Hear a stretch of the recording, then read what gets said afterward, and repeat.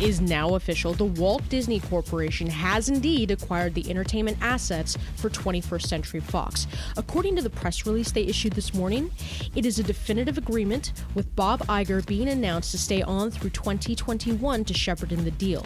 But what was critical, definitive, and stated outright, and of most interest to you and me, is that the Fantastic Four and X-Men are going home. The press release stated, the agreement also provides Disney with the opportunity to reunite the X-Men, Fantastic Four, and Deadpool with the Marvel family under one roof and create richer, more complex worlds of interrelated characters and stories the audiences have shown they love.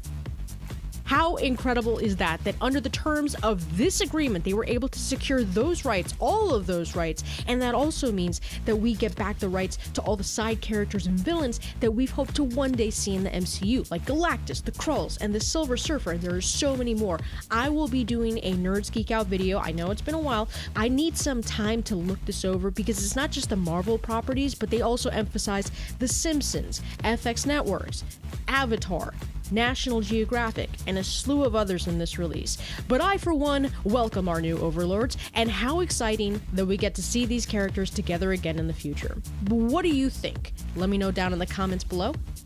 Please subscribe so that you're notified in your newsfeed when the next video is uploaded. Please remember to give this video a like and share it about. Help support this channel through Patreon and using any of the affiliate links in the description below. You people are awesome, as always. And thanks for watching.